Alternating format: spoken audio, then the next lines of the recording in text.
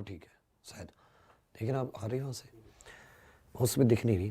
ठीक है बच्चा, तो ये आपका ये एनडीए 1 का एग्जाम है, आपका NDA 1 2020 national defence academy Khadakwasla के लिए, जिसमें 3 साल पहले आप ग्रेजुएशन करते हो। 12th करने के बाद में ये पहली सीढ़ी होती है आर्मी, नेवी और एयरफोर्स। आप तीनों सेनाओं में से जिसमें भी कमीशन ऑफिसर बनना चाहते हो, मींस ऑफिसर बनना अर्थात कमीशन लेना। जब आप सेना में कमीशन लेते हो तो आप सबसे जो ऑफिसर का सबसे छोटा पद होता है उससे कमीशन लेते हो, और फिर धीरे धीरे जैसे आपकी जॉब आगे बढ़ती जाती है वैसे वैसे आपकी प्रमोशन होते जाते हैं। तो ये सबसे इंडिया का जितने बच्चे जो साइंस स्ट्रीम से करते हैं, इनके पास मैथ होता है, फिजिक्स होती है, केमिस्ट्री होती है, वो हमेशा हर एक बच्चे का एक सपना होता है कि क्यों ना मैं आर्मी, नेवी या एयरफोर्स में मतलब ऑफिसर बनूं। ज्यादातर बच्चों का सपना होता है कि वो आर्मी में जाएं लेफ्टिनेंट से, एयरफोर्स में जाए पायलट बने, या किसी और पोस्ट ऑफिसर से ही जाएं। तो इसके लिए सबसे जो लोअर लेवल पे आपको पेपर मिलता है वो एनडीए ही मिलता है। एनडीए 1 आप 12th क्लास कर रहे हो, इसका मतलब आपके एग्जाम चल रहे होंगे तो भी आप इसको दे सकते हैं, और जिन लोगों की 12th क्लास हो गई है यदि उनकी एज है उस क्राइटेरिया में वो भी लोग दे सकते हैं। तो आपने सब फॉर्म वगैरह भर दिए होंगे, उसकी कोई बात नहीं है। तो इसका एग्जाम होना कब है? 19 अप्रैल 2020 को होना। इसमें कई तरह के बच्चे एग्जाम देंगे।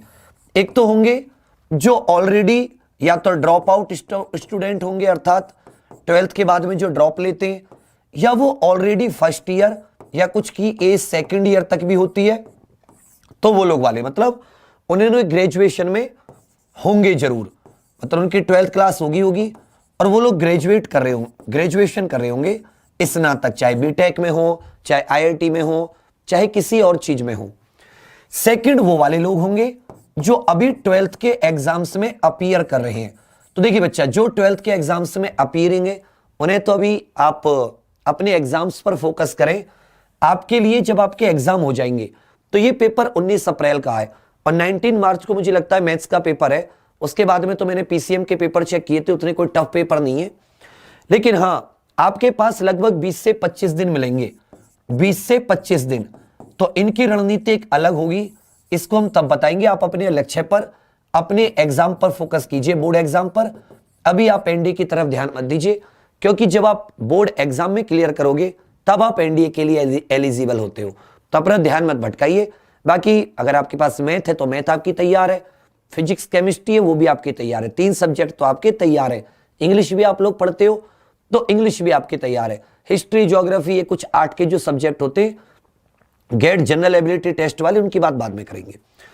और जो लोग जिनका पूरा लक्ष्य ये कि नहीं जी हमें तो एनडीए किसी भी हाल में क्लियर करनी है, बहुत सारे सैनिक स्कूल के बच्चे होते हैं, मिलिट्री स्कूल के बच्चे होते हैं, केंद्रीय, नवोदय, इनका तो अंदर से बसता है कि कैसे ही एनडीए में चले जाएं। सबका सपना होता है, हम सबका सपना था, चाहे हम भी अपनी बात करें तो हमारा भी सपना था कि हम भी एक बार एनडीए के कई बार एग्जाम दिए, निकाले भी। तो इस तरीके से वो आपको एक रणनीति बताने की कोशिश है कि आज 23 तारीख है, 7 दिन तो आपको इस महीने में मिल गए और 19 दिन, 18 दिन आपको उस महीने में मिल गए। 18 और 7 25 हो गए और 31 दिन मिलकर 31 दिन किस में मिल गए आपको? ये मिल गया आपको मार्च के महीने में। तो लगभग 31, और जब आप 25 दिनों की बात करोगे तो ये लगभग 55-56 दिन हो गए ना। तो इसको आप 50 से 55 दिन मानिए। कितने दिन मानिए? 50 से 55 दिन।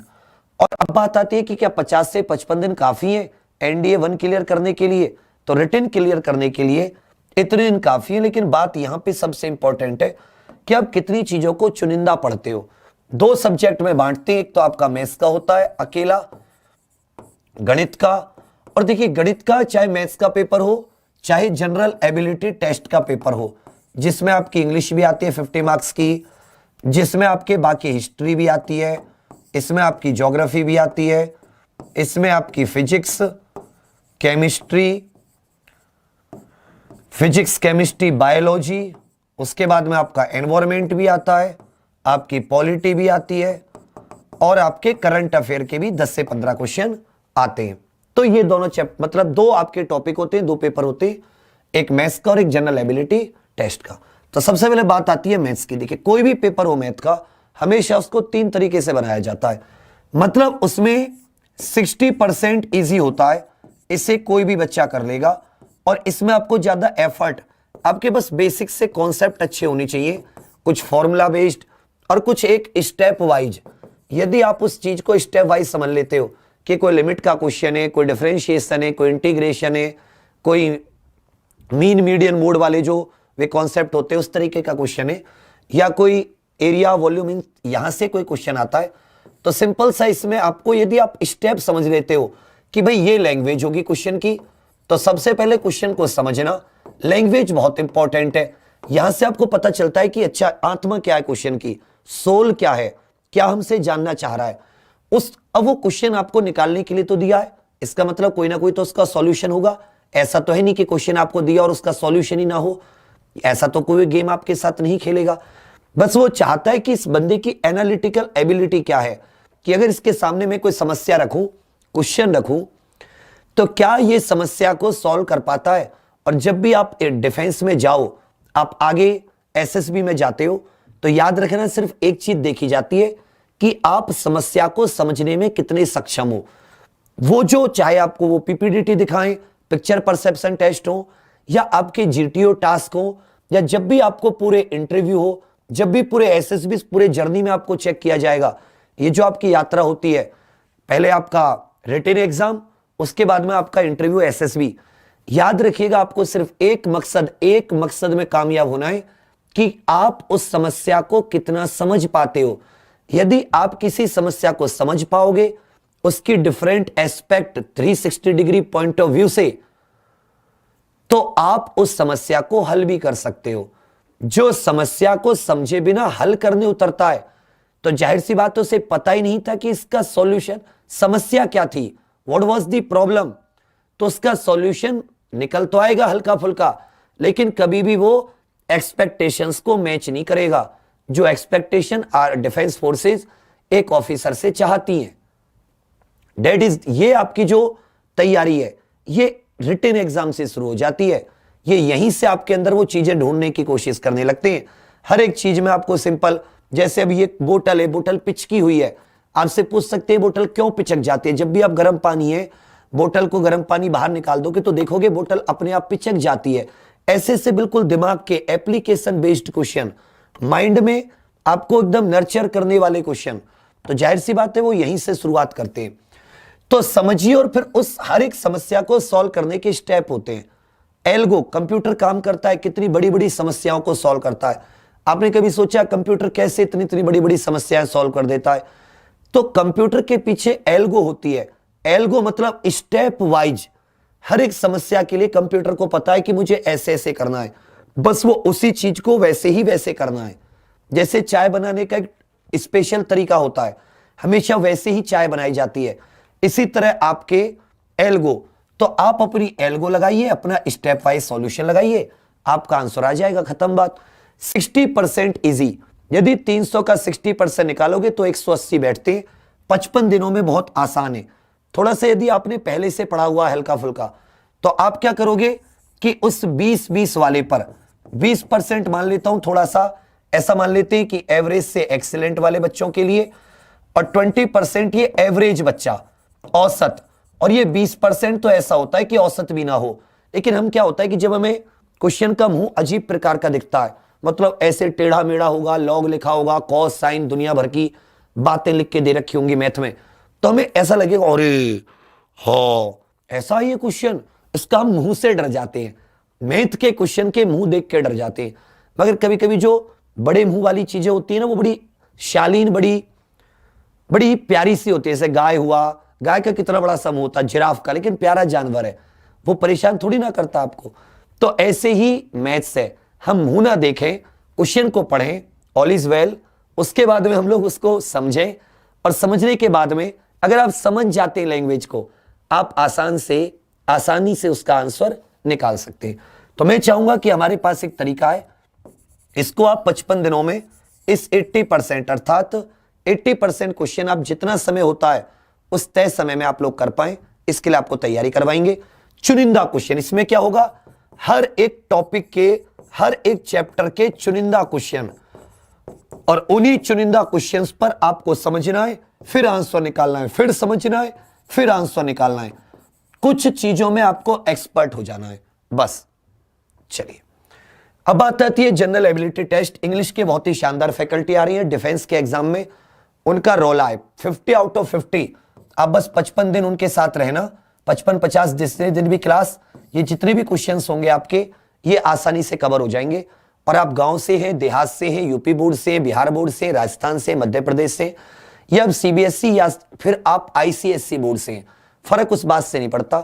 ये इंग्लिश की क्लासेस आपकी इंग्लिश से अलग होती है। हालांकि ये जो इंग्लिश वाला बच्चा है, सीबीएसई एनसीईआरटी वाला बच्चा, वो समझ जाता है, वो आईसीएसई वाला, इंग्लिश मीडियम वाला। हिंदी मीडियम वाले बच्चे को थोड़ी सी चीजें समझने में दिक्कत होती है, क्योंकि वो उसी पर रह जाता है कि राम इज गोइंग और राम इज गोन, इसमें उसमें वही सिखाया जाता है, सेंटेंस का स्ट्रक्चर ये हो वो हो। इसमें थोड़ी सी अपनी जो कॉम्प्रिहेंसिव लैंग्वेज होती है, जो हम बोलते हैं, वो बहुत ज्यादा मैटर करती है।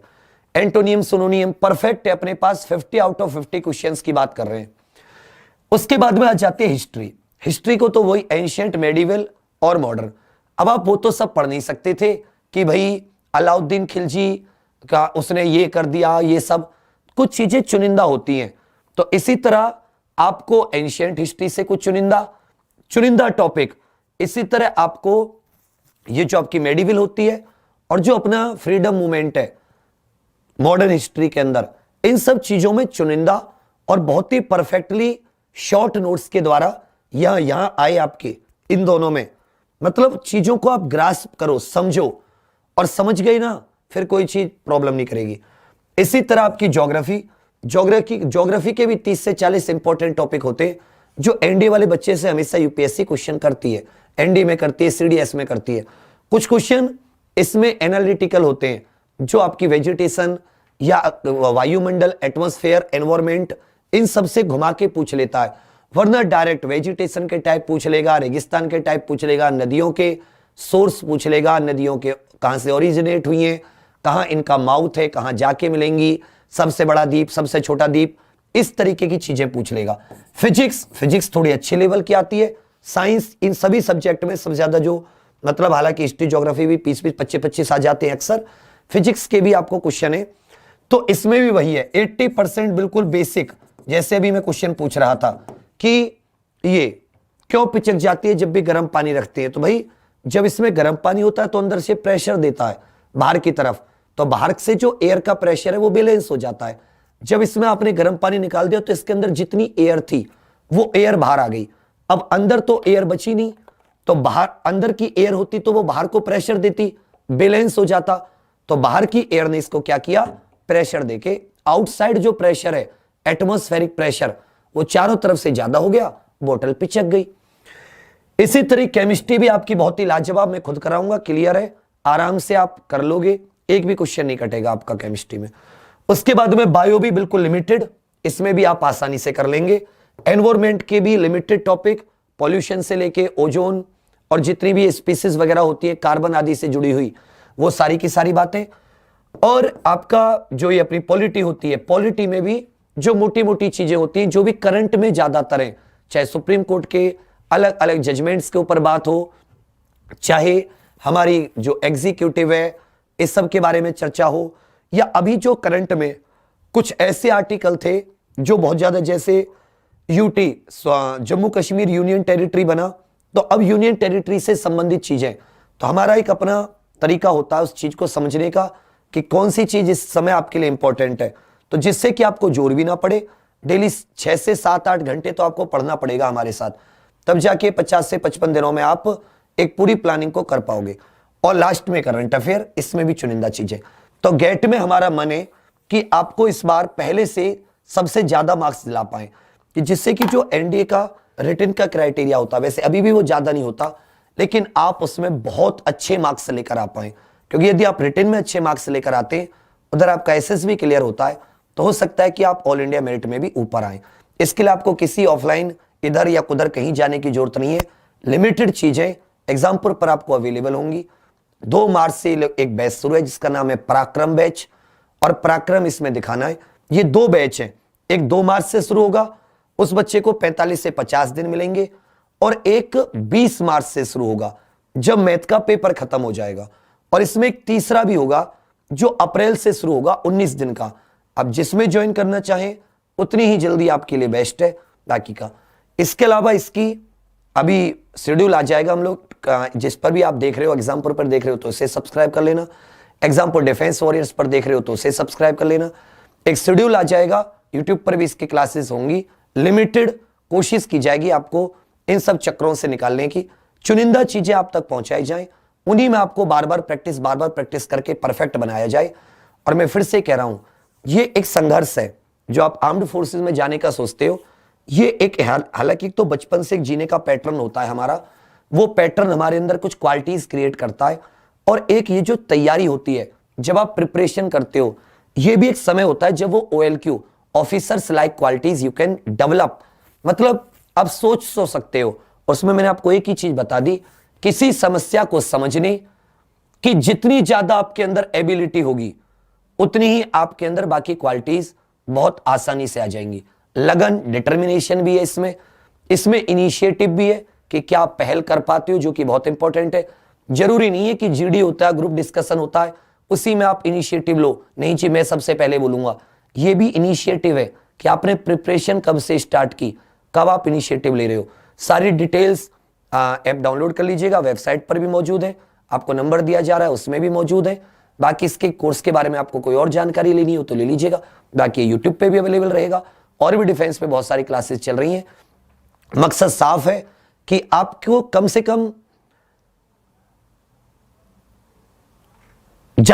से कम परेशानी में ज्यादा से ज्यादा आप लोग प्रैक्टिस कर पाए, सॉल्व कर पाए। इसके अलावा आप डिफेंस की तैयारी से कोई और सवाल, कोई और जवाब मुझसे करना चाहें तो आप सभी के स्वागत है, आप सभी का हमेशा स्वागत है। अपनी कोशिश हमेशा से रही है कि आप लोगों को जितना हो सके ज्यादा से ज्यादा चीजें अच्छी वे में पहुंचाई जा सके और आप अपनी परफेक्टली तैयारी कर सके। इस बार फिर से देखेंगे कि एनडी में आपके लिए और कितना बेस्ट कर सकते हैं। तो चलिए बच्चा, फिर से एक बार आपसे कह रहा हूं, आप लोगों पर, अगर आप लोग आर्म्ड फोर्सेस में जाने की सोच रहे हैं, if you want to join Indian army और एयरफोर्स और नेवी, सो गट्स होते हैं उस बंदे के अंदर, तो इसमें घबराना नहीं है कि 50 दिन है, 20 दिन है, 25 दिन है, कभी भी नहीं घबराना। यदि आप 10 दिन पहले भी तैयारी कर रहे हैं तो हमेशा इस पॉजिटिव सोच से करना कि मैं 10 दिन में भी इतनी मेहनत करूंगा कि मैं एनडीए क्रैक कर लूंगा, पहली बात। दूसरी बात, इसमें कभी भी नेगेटिविटी मत लाना, क्योंकि आप यदि लगते हैं, अब मैं तो दुआएं दूंगा आपको कि भगवान करे कि आप सभी का सिलेक्शन हो जाए, आप सभी लोग एनडीए ज्वाइन करें, तो हमेशा याद रखिएगा आपके हाथ में इंडिया की आर्म्ड फोर्सेस की कमान आने वाली है। तो बी आ मैन, बी आ, वो कहते हैं ना, do you have it in you, तो वही सारी बातें हैं। अदम्य साहस, वीर, एक वीर होता है ना, वीर शब्द आपने सुना होगा, तो सिर्फ आप वीर बन के रहिएगा, एकदम ब्रेव पर्सन। और ब्रेव पर्सन जो होता है ना, बहादुर पुरुष, उसके आगे सब कुछ होता है, फिर कुछ करने की जरूरत नहीं है। तो बहादुरी से मुकाबला कीजिए, संघर्ष को जिए, तैयारी कीजिए और अपने घर वालों का नाम रोशन कीजिए। Thank you, all the best. ये भी लग रहा है एनडीए 2001 2 मार्च से पराक्रम कोर्सेज के बारे में नंबर दिए जा रहे हैं आपको, वेबसाइट भी आज अगर नहीं उठा पाए तो कल आप कॉल जरूर कीजिएगा, आपको सारी समस्याओं का हल होगा। Thank you, all the best. जय हिंद, जय भारत, जय एग्जामपुर, कर विजय एग्जामपुर।